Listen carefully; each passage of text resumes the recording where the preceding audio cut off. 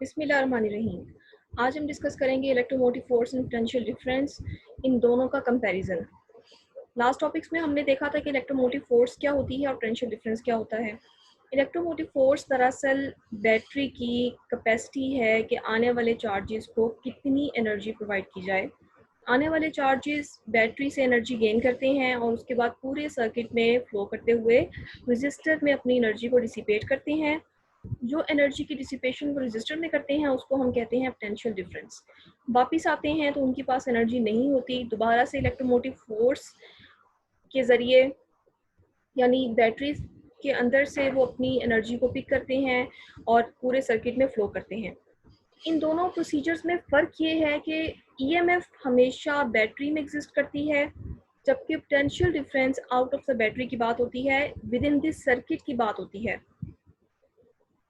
Number 2 पे electromotive force is the gain of energy, whereas potential difference is the loss of energy. जैसे कि हमें पता है, हम जब भी सर्किट ड्रॉ करते हैं तो हम किसी भी रजिस्टर को अटैच कर देते हैं विद द बैटरी और विद द सेल्स। इस तरह से अटैच करते हैं कि एक नेगेटिव साइड और एक पॉजिटिव साइड अटैच कर देते हैं रजिस्टर के साथ। इन दोनों की अटैचमेंट के साथ हम जो ही इस सर्किट को कंप्लीट करते हैं तो हमें पता है कि ये रजिस्टर का काम क्या है, एनर्जी को लॉस करना, और इस बैटरी का काम क्या है, ईएमएफ प्रोवाइड करना या फिर एनर्जी प्रोवाइड करना। चार्जेस जब फ्लो करते हैं पूरे सर्किट से फ्लो करते हुए इस रजिस्टर से पास करते हैं तो एनर्जी का लॉस होता है। इसीलिए हम कहते हैं कि ईएमएफ हमेशा बैटरी के पास होती है और पोटेंशियल डिफरेंस हमेशा आउट ऑफ द बैटरी यानी इस पूरे सर्किट के अंदर होता है, which is the loss of energy.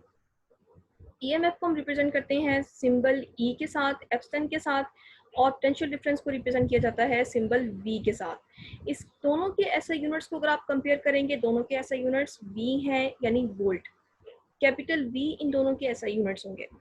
अब क्योंकि ईएमएफ तो बैटरी के पास है, ये पूरी बैटरी जिसको हम सेल भी कहते हैं, इस सेल के पास ईएमएफ होती है, और ये सेल इसकी डिपेंडेंस इस रजिस्टर पे नहीं है। ये रजिस्टर जो हमने कोई भी लोड इसके साथ अटैच किया था उसको हम रजिस्टर आर कह देते हैं। ये सेल इस रजिस्टर पे डिपेंड नहीं कर रहा। अगर इस सेल की कैपेसिटी 6 वोल्ट्स है या फिर 12 वोल्ट्स है, फर्ज कर लेंगे 12 वोल्ट्स की कोई बैटरी है जो हमने इसके साथ अटैच की थी। 12 वोल्ट्स का मतलब ये होता है कि इस बैटरी के पास कैपेसिटी है आने वाले चार्जेस को 12 जाउल्स पर कूलम की एनर्जी प्रोवाइड की जाएगी। 12 जाउल्स पर कूलम की एनर्जी ये बैटरी दे सकती है। अब ये 12 जाउल पर कूलम की एनर्जी इस रजिस्टर पे डिपेंड नहीं कर रही, लिहाजा ईएमएफ कभी भी रजिस्टर पे डिपेंड नहीं करती। आप रजिस्टर हैवी लगा रहे हैं या फिर आप कम कैपेसिटी का रजिस्टर अटैच कर रहे हैं, बैटरी की अपनी पावर अपनी ही होती है, वो रजिस्टर पे डिपेंड नहीं करती। लेकिन क्योंकि अब चार्जेस यहाँ से 12 जाउल की एनर्जी लेकर बाहर आएंगे और पोटेंशियल डिफरेंस अब बाहर की बात है, इस सेल के बाहर की बात है पोटेंशियल डिफरेंस की। पोटेंशियल डिफरेंस एनर्जी का लॉस होता है। अब अगर ये रजिस्टर जितना ज़्यादा हैवी है, फ़र्ज़ कर लें 6 ओहम्स के रजिस्टर को आपने 12 ओहम से रिप्लेस कर दिया है, अब आपने रेजिस्टेंस बढ़ा दी है, रेजिस्टेंस के बढ़ाने से एनर्जी का लॉस भी ज़्यादा होगा। एनर्जी के लॉस की डिपेंडेंस है पोटेंशियल डिफरेंस पे, तो यानी पोटेंशियल डिफरेंस डिपेंड करता है रजिस्टर पे। अगर आप रजिस्टर हैवी लगाएंगे पोटेंशियल डिफरेंस ज़्यादा होगा, और अगर आप रेजिस्टेंस को कम कर देते हैं तो रेजिस्टेंस कम करने से potential difference which is actually the loss of energy और use amount of energy which is using in the circuit, तो ये डिपेंड करती है पोटेंशियल डिफरेंस पे। और ये रजिस्टर अगर आप हैवी लगा रहे हैं तो रजिस्टर हैवी करने से पोटेंशियल डिफरेंस भी ज़्यादा होगा। इसके अलावा अगर हम फ़र्ज़ कर लें कि हम इस पूरे सर्किट को यहाँ से रिमूव कर देते हैं, सिर्फ बैटरी को हम डिस्कस करते हैं, बैटरी हमारे पास रह गई है और पूरा सर्किट हमने यहाँ से रिमूव कर दिया है। अब क्या ये बैटरी जो बच गई है, ये बैटरी थी 12 वोल्ट्स की जो हमने अटैच की थी, क्या रजिस्टर और सर्किट रिमूव करने से, या आपने जो सर्किट रिमूव किया है इसको रिमूव करने से इस बैटरी की कैपेसिटी कम हुई है? नहीं हुई। ये बैटरी 12 वोल्ट्स की थी, अभी भी 12 वोल्ट्स की है। या इसकी कैपेसिटी ज़्यादा हुई है? ना कम हुई है ना ज़्यादा हुई है। यानी इस एक्सटर्नल सर्किट पे इस बैटरी की डिपेंडेंस नहीं है, ईएमएफ की डिपेंडेंस है ही नहीं। अगर आप इस एक्सटर्नल सर्किट को रिमूव कर देते हैं तो रिमूव करने से जाहिर सी बात है, अब आपने इसको रिमूव कर दिया है तो करंट तो ज़ीरो हो गया है। करंट ज़ीरो करने से ईएमएफ तो ज़ीरो नहीं हुई, ईएमएफ तो अभी भी उसके पास है, उसके पास कैपेसिटी है कि वो आने वाले चार्जेस को एनर्जी दे सकती है। इसीलिए ईएमएफ कभी भी करंट को ज़ीरो करने से ख़त्म नहीं होती। लेकिन अब आपने ये रजिस्टर रिमूव कर दिया है, रजिस्टर रिमूव करने से एनर्जी का लॉस तो होगा ही नहीं, ना एनर्जी गेन हो रही है ना एनर्जी लॉस हो रही है। इसीलिए पोटेंशियल डिफरेंस ज़ीरो हो जाएगा अगर आप करंट को ज़ीरो कर देते हैं।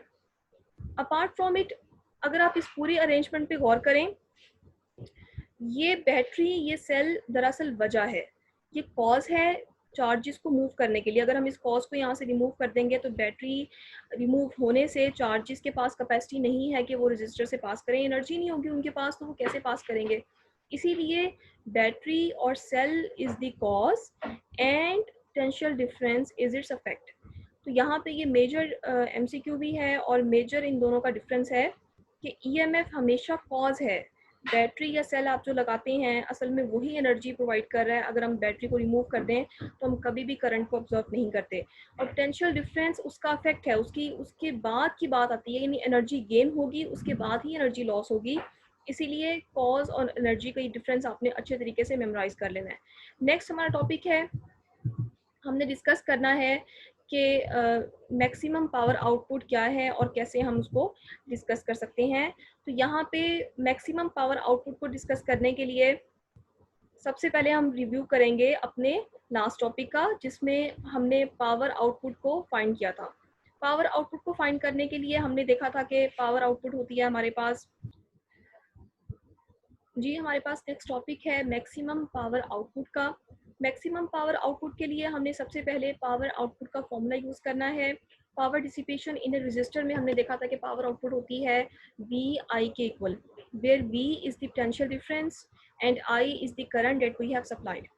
पावर आउटपुट के लिए हमने V को ओपन करना है, V is equals to I R, और यहाँ पे आई आर आप पुट करेंगे तो एक आई पहले से मौजूद है, आई स्क्वायर आर हो जाएगा।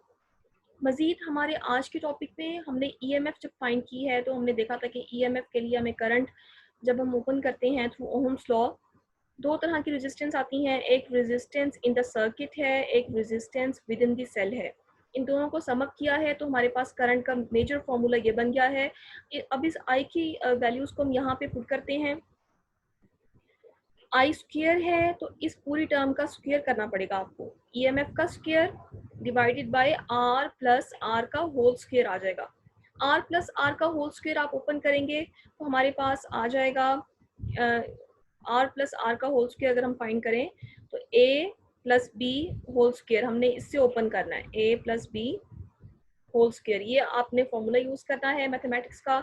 हम जानते हैं कि हम जब हम इस तरह की टर्म्स को ओपन करते हैं तो A square plus B square plus 2ab, इस तरह की टर्म्स ऐसे ओपन होती हैं। यहाँ पे ए की जगह पे हमारे पास है आर, फिर स्मॉल आर बी की जगह पे है, तो इसीलिए कैपिटल आर का स्क्वायर प्लस स्मॉल आर का square plus 2 capital R and then small R. ये इतनी फॉर्म जो हमने यहाँ पे ओपन की है ये ए प्लस बी होल स्क्वायर से ओपन की है। आगे 2RR और 2RR अगर हम प्लस भी कर दें और माइनस भी कर दें, क्या इस इक्वेशन पे कोई फ़र्क पड़ेगा? मेरा नहीं ख्याल कोई फ़र्क पड़ेगा कि हम अगर प्लस भी कर रहे हैं माइनस भी कर रहे हैं, ये कैंसिल होके वापस इक्वेशन वही बन जाएगी। तो इसीलिए हम ये टर्म इसमें ऐड भी करते हैं और ये टर्म सब्ट्रैक्ट भी करते हैं। ऐड करने से 2RR और 2RR 4RR हो जाएगा और ये negative 2RR as it is रहेगा। यहाँ से अब इतने फैक्टर को देखिए, R square plus small R square minus 2RR, इतनी टर्म को हमने बंद करना हो, क्लोज करना हो, आपको नहीं लगता कि ये a माइनस बी इससे बंद होगा, a minus B whole square, ये टर्म इस तरह क्लोज की जाएगी। यानी इसको हम ओपन करते हैं तो आता है A square plus B square minus 2ab। तो इतनी टर्म को हम क्लोज करने जा रहे हैं, क्लोज करेंगे तो r माइनस आर का होल स्क्वायर हो जाएगा। इसको आप ओपन करेंगे तो आएगा कैपिटल आर का स्क्वायर प्लस स्मॉल आर का स्क्वायर माइनस 2RR, वापस वही टर्म आ जाएगी, इसीलिए हम इसको ऐसे क्लोज कर रहे हैं। तो ये हमारे पास फॉर्मूला है मैक्सिमम पावर आउटपुट का। जो अगर हमने जब कभी मैक्सिमम पावर आउटपुट फाइंड करनी हो तो हम इस फॉर्मूले से करेंगे। यहाँ पे हमने अब मैक्सिमम पावर आउटपुट को फाइंड करना है, तो R is equals to R हम पुट करने जा रहे हैं। R is equals to R, इसका मतलब क्या है? इसका मतलब ये है कि आपने दोनों रेजिस्टेंस को बराबर कर दिया है, resistance of the cell as well as resistance of the circuit. इन दोनों को हमने इक्वल कर दिया, इक्वल करके हमने यहाँ पे इसको रिप्लेस कर दिया है। रिप्लेस करेंगे तो R माइनस आर का स्क्वायर जब करेंगे इक्वल टू 0 आ जाएगा। इसीलिए पावर आउटपुट मैक्सिमम आ रही है हमारे पास ई स्क्वायर, एक R पहले से है, ये रेजिस्टेंस का R जो यहाँ पे मिसिंग है, ये आपने इसको नोट कर लेना है कि हमारे पास ये R भी चल रहा है रेजिस्टेंस का साथ में। इस R के साथ में हम इसको ओपन कर रहे हैं। ये है मैक्सिमम पावर आउटपुट का फॉर्मूला। इससे हम जब ओपन करेंगे तो ये ई स्क्वायर आर, ये रेजिस्टेंस वाला R था जो यहाँ पे E square R as it is रहेगा, और R माइनस आर 0 हो जाएगा, तो इसलिए 4R का स्क्वायर। ये R का स्क्वायर है और ये R है, तो एक R इस स्क्वायर से कट जाएगा, फॉर्मूला आ जाएगा E square divided by 4R। ये है पावर आउटपुट मैक्सिमम। यानी आपके पास जो पूरी अरेंजमेंट है वो अरेंजमेंट कब जाके मैक्सिमम पावर आउटपुट देगी? जब दोनों resistance within the cell और out of the cell equal हो जाए।